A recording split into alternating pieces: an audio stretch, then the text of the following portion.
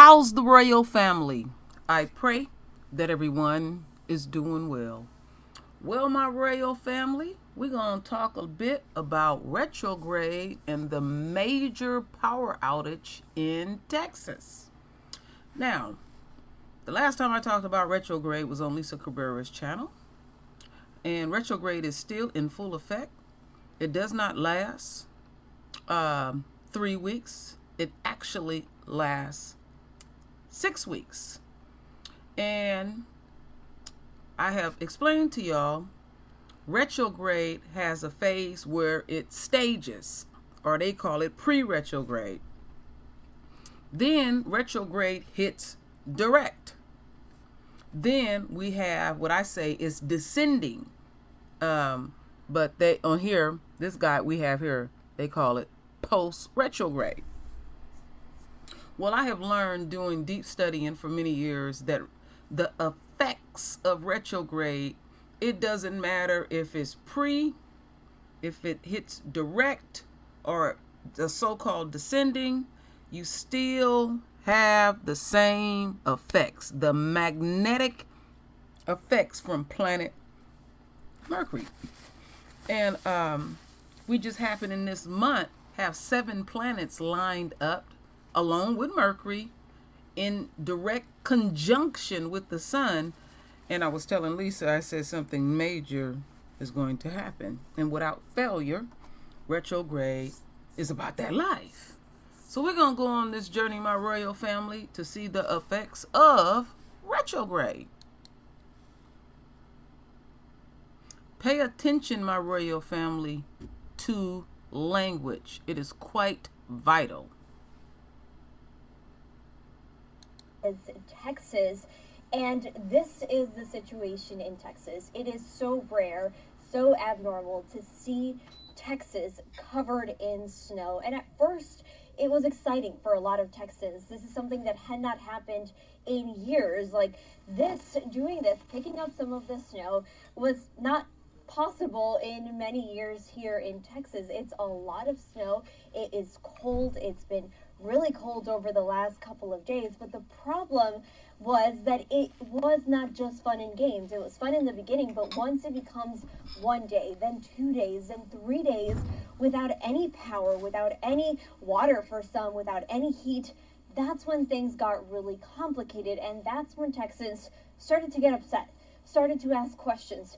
Why in the world was Texas not ready for these temperatures, for this cold? And so what happened was that there was a lot of finger pointing as to why this is happening. And so the governor, Greg Abbott, specifically went online and went and talked to a lot of reporters here in Texas and started blaming ERCOT. So ERCOT is the company. It's a private company that manages the electrical grid here in Texas. And so what they said is that they're basically trying to do everything that they can to get the power back, but they have not been able to do so. And so there's been that political finger pointing sort of back and forth with all of this, and residents are pissed off. They're just saying, look, we don't care about the back and forth. We care about getting our power back. And at the moment, they just don't have answers.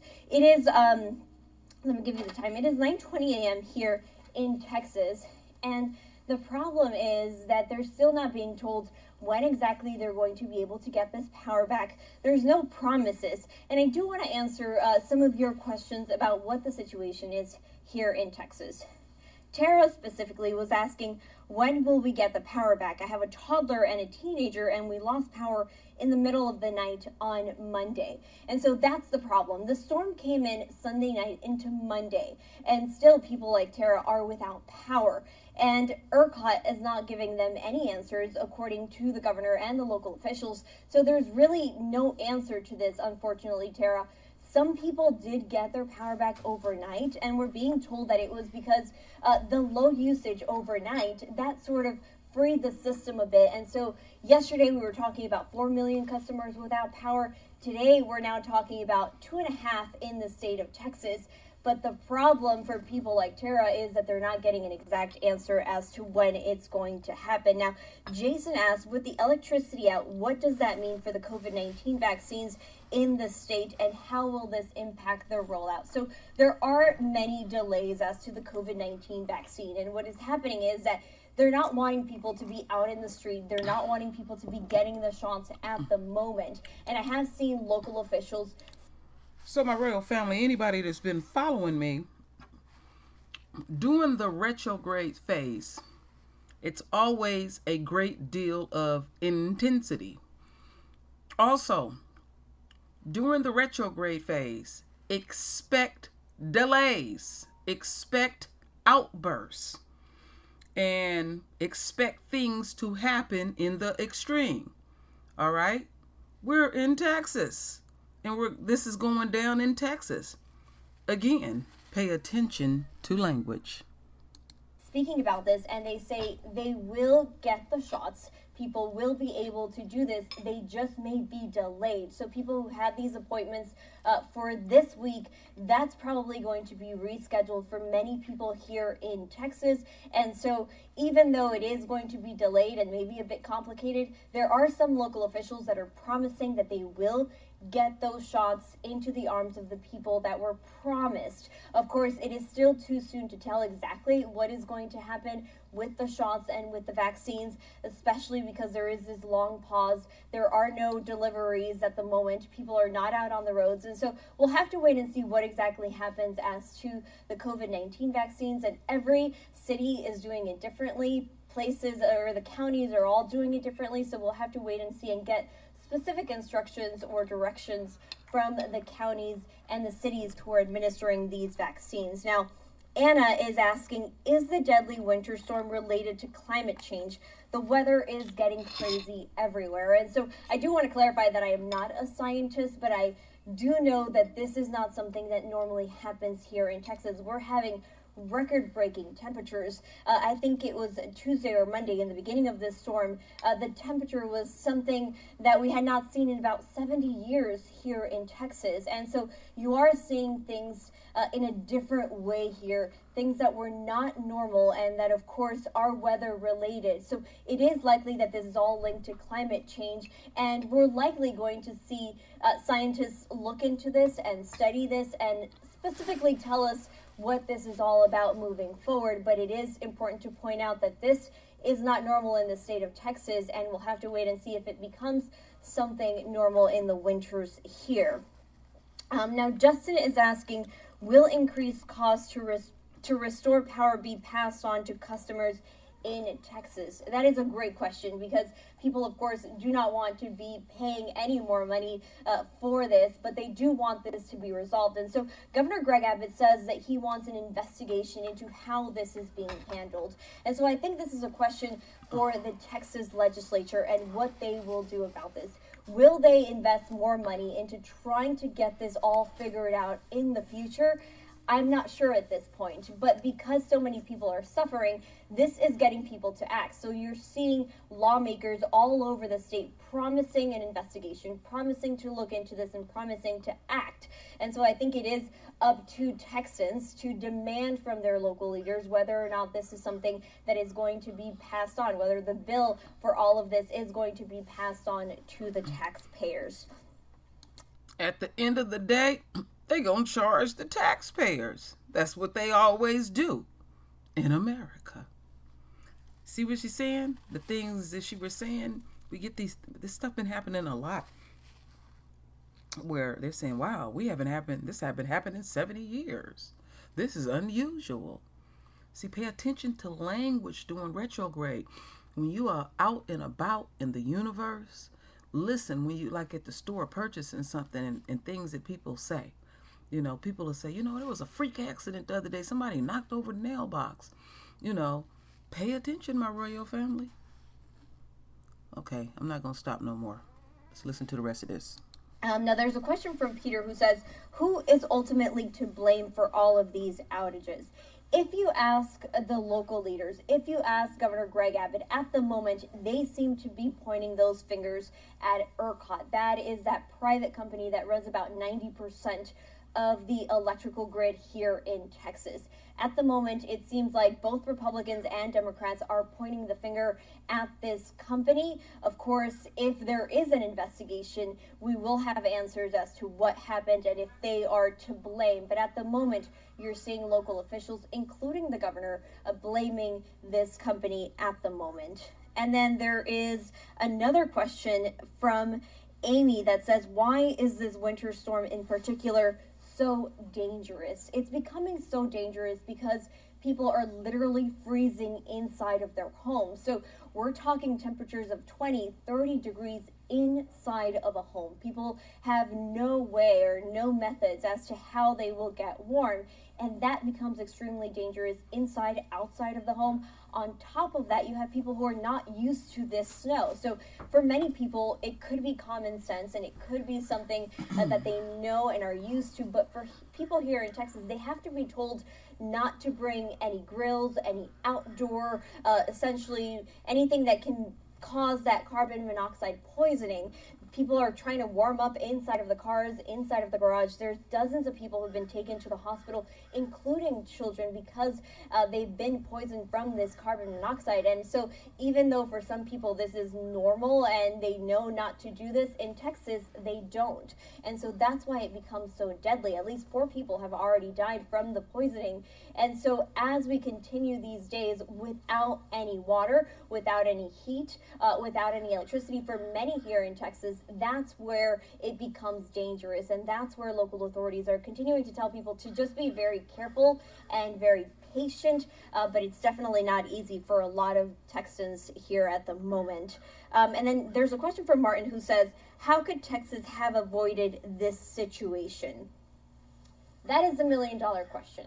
How could Texas have been prepared for this? I think the answer to that is yet to be seen, because they still don't know how this happened, why it happened, and when it's going to get fixed. So could they have avoided this situation?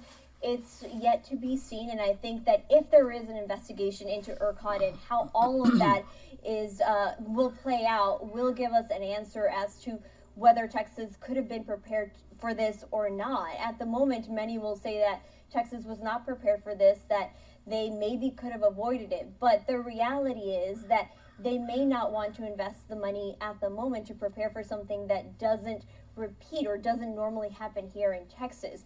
Will that change? We'll have to wait and see. There's still a lot of questions to be answered, and that's sort of the frustration from so many Texans at the moment. Whether they're having to deal with no power, or even if they do have power, they still want to know why this happened and when this is going to end, because the reality is that there's not a lot of food on the shelves at the moment, and people are starting to get frustrated with the state, and they want answers. They want to know when this is all going to be over. Well, folks, let's see. Let's shut this down. Quick. Well, people are frustrated, my royal family. And they're asking many questions. I rarely guarantee anything. The reason why they're having issues getting the power on, again, the magnetic forces from planet Mercury. True Royal know what she's talking about on this. And this thing is not going to flow properly until retrograde is over with. Now, I use the enemy's calendar, and this calendar is not accurate, but we're going to use what we're going to use. And I can guarantee you, in the month of March, damn near mid-March, then they'll be talking about victory. So folks are going to continue to be frustrated until retrograde is over with. It's a lot of things that many people don't know.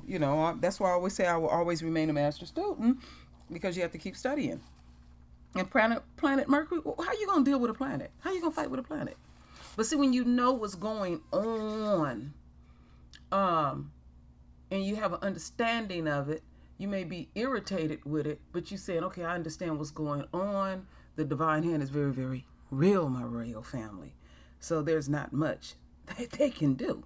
But one thing that I can say, the space and time that we are living in with extreme weather, where it get extremely cold or will it get extremely hot, if at all possibility, purchase a generator. Because I live up here in Northern California and we're dealing with these fires, and it gets expensive running to the hotel because the power keeps going out. Now these hotels and stuff, they have these huge backup generators like the hospital, but then in your own individual homes. So it's only so much you can do, and all you can do is prepare to the best of your ability. I know they're going to have another in the state of Texas. We will hear about more and more people getting Rona because people are in-house, and people are frustrated, and they may have a tendency not to pay attention about making sure you put your mask on and socially distancing and all this type of stuff, because people have a tendency to come closer together during the wintertime period. But this extremism, that's what's going on, extremism. So let's continue on, my royal family. Let's find out some more. And everything that I'm playing is very up to date. Frigid is the word, snowy Texas, where many have just been through their second straight night without heat. Nearly 3 million Texans are without power this morning. That's 2 days after a deadly ice storm there. Many are facing sub-freezing temperatures, which are life-threatening if you cannot stay warm. You see that number 17? Overcoming the enemy in a complete victory. I'm telling you, the divine hand is real. Freezing temperatures are also causing pipes to burst. As you can see from these social media videos, that means flooding on top of everything else. We begin with Omar Villafranca in Dallas, which is facing more icy rain today. Omar, people are getting angry, and some have even reported burning furniture to stay warm. What happened? Good morning. Yes, and state power officials were just not prepared. The demand blew past their predictions, and now they're asking people and even cities to conserve power. Look behind me. This is the Dallas skyline, usually lit up. Now it's pretty dark. And now the energy state is just trying to push to have enough power so people can warm their homes. It was -2 degrees last night. There was no power. To protect her 8-month-old daughter, Tara Davis is heading for Tampa, Florida to stay with family. We spoke to her on the way to the airport. The night before, the baby girl slept between mom and dad in their bed just to stay warm. That was a really scary situation to even do, considering the fact that health officials don't want you to sleep in the bed with your 8-month-old baby, but we had to do that so we could keep her warm, because keeping her warm was top priority. And she was in the NICU for close to 2 months. So we know that she cannot afford to have pneumonia or anything like that. Despite the risks of traveling in the pandemic, the couple says this is something they have to do. This is a chance we're willing to take to not have to have our baby out here in -degree weather.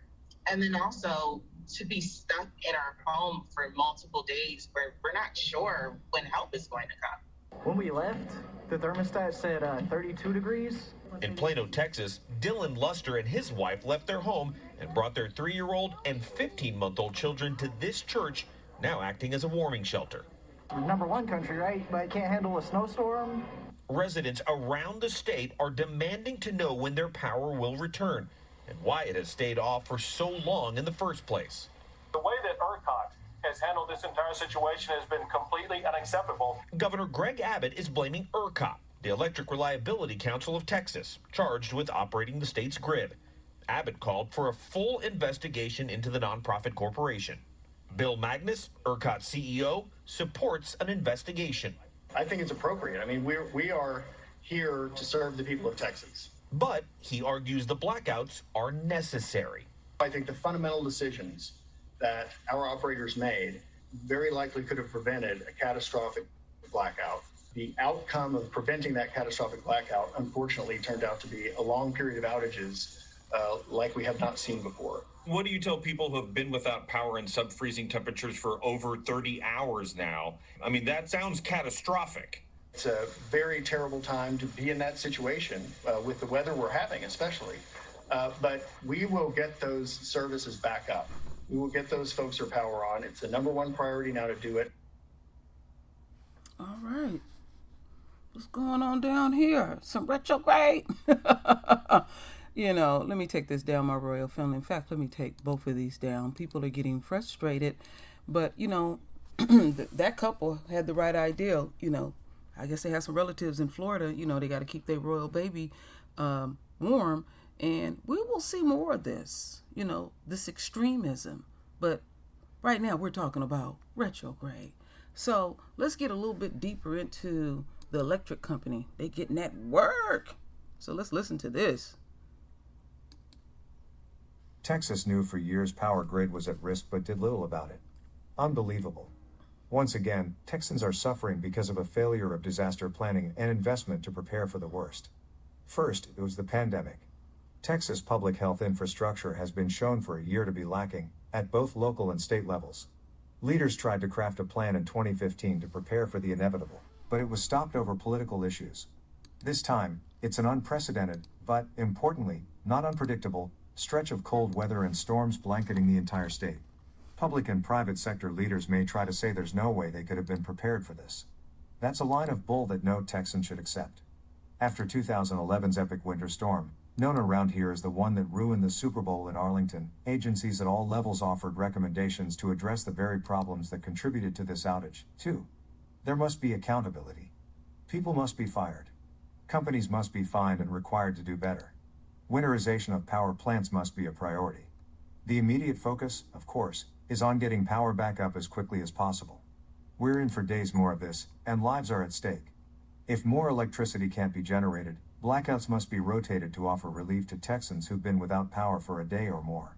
Power companies and the Electric Reliability Council of Texas, or ERCOT, as every Texan now knows, have compounded the problem with miserably poor communication and broken promises.